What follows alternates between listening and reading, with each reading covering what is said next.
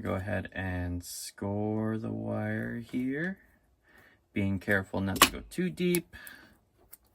Sort these wires. First, I unravel the wires. So I position my wires where they're gonna go. Slide the wire in. I'm not trying to really get the wires into each slot yet, but I'm just trying to do that.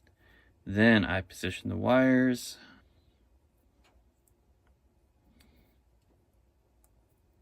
There we go.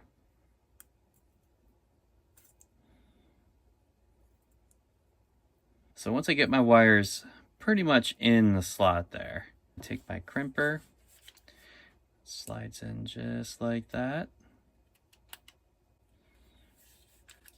Then